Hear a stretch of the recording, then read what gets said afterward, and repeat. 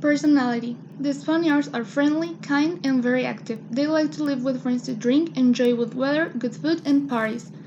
They like to go out dancing, but they don't all dance flamenco.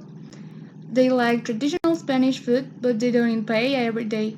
They are cheerful, hospitable, and funny. They have a strong character, but they are good people who highly value friendship. According to Haspet's five cultural dimensions are power distance, individualism and collectivism, masculinity and femininity, uncertainty avoidance, and short and long-term vision. The two most high rated for Spain are uncertainty avoidance and power distance. Customs and habits from Spain. Spain is a European country, but unlike the other countries, it is Spanish-speaking in its 90%. Mexico and Spain have a lot of similarities, but also a lot of differences. Spain and Mexico have an agreement since always, but these past years have been increasing. Some manners and habits in this culture. Hospitality.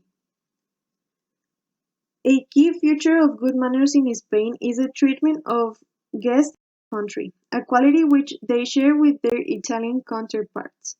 Enthusiastic and open greetings are the norm. Apart from at work, at university, and in other professional environments, the way Spaniards greet each other is quite different to that of most of the rest of Europe, especially Eastern European countries. Please and thank you necessary with strangers. Because of their naturally extroverted manner, Spaniards can come across as full-mouthed to other Europeans in terms of their public demeanor. Punctuality and Spaniards don't get on very well. Truth to be told, Spaniards do not place a huge amount of importance on punctuality, and in fact, on the Iberian Peninsula, punctuality is far from a virtue. Silence is a rarity at the dinner table.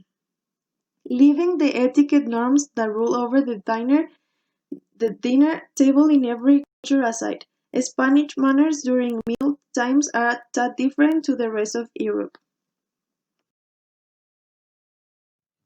Inside verbal communication, they tend to speak very openly and are comfortable showing emotion. The Spanish phrasing of request is generally quite direct. They consider that please and thank you are not said as habitually because they might find it a bit excessive. It is common to interrupt and talk over one another as people get excited about conversations.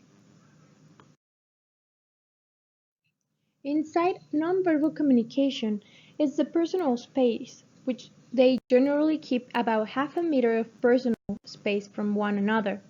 They like to have a direct eye contact during a conversation. They also may gesticulate more in general conversation, and they use their hands to emphasize their points, but avoid directly pointing at people with the index finger. It is considered rude. Then we have the Spanish business culture. The business culture in Spain is generally relaxed, and Spaniards value trusting relationships. Also, they are great conversationalists. They will ask about your background and your personal life, and your honesty will gain trust to be a foundation for your business relationships. It is advisable to stay humble and non confrontational. Then we have that personal networks are essential in this country. It will be beneficial if you have a local representative. Then, negotiations should only begin after you have already established the relationships. And at the end, the final decisions depend on people with senior positions on the company. Negotiation technique in Spain.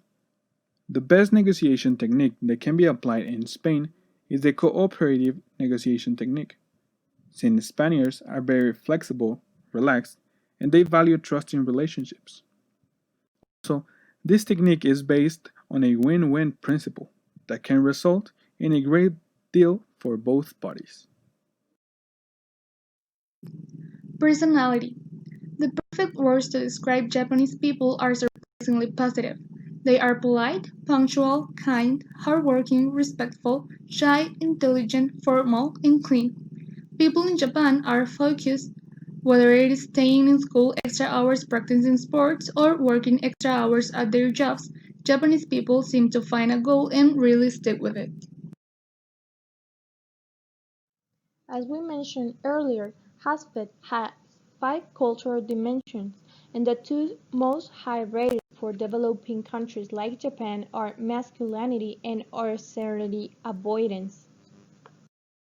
We're going to talk about the customs and habits from Japan. This culture is primarily influenced by China, and it is very different than Mexican culture. It is important to know all these habits and manners at the moment to export because you need to have a wider knowledge in order to know the market there and find how you can sell properly and effectively. Some manners and habits in this culture. Bowing. In Japan, people greet by bowing to one another. A bow can range from a small nod of the head to a deep bend at the waist. Gift giving is a conventional part of Japanese culture. Different types of gifts are given on depending on the occasion. How the present is wrapped is essential. If not nicely packed, the present should be at least given in a bag, preferably in a bag by the shop the gift was purchased at. Table manners. The most important table etiquette in Japan is saying customary phrases before and after a meal. It is traditional for Japanese people to say "itadakimasu", meaning "I humbly receive" or "let's eat" before a meal and "goshi-sama" after a meal. Inside verbal communication, we have that they rely less on words to convey context and are more attentive to the posture, expression, and tone of voice of the speaker to draw meaning from a conversation. Japanese people, by being polite, they will avoid giving a flat no or negative response, even when they don't agree with you. Inside nonverbal communication, we have that body language. And Japanese people do not gesture very much while speaking as their body language is largely restrained. The Japanese avoid eye contact with strangers as it is considered rude to stare. Then we have the Japanese business culture. The business approach in Japan springs from its culture. The Japanese follow a group culture where the welfare of the society it is the prime goal. Negotiation tactics in Japan. Japanese follow hierarchical order, even at the initial stages of discussion. They prefer to deal with their equivalent counterpart, and discussions are more through written communication and visuals, as the Japanese are people of few words. And all business discussions are group oriented. Great emphasis is given to human relationships, and any decision making involves all members. Negotiation technique in Japan. The best technique that can be applied in Japan is the team's negotiation technique, since this country could be a challenge to close a deal with because of their culture and their beliefs. Also, all the business discussions are group oriented.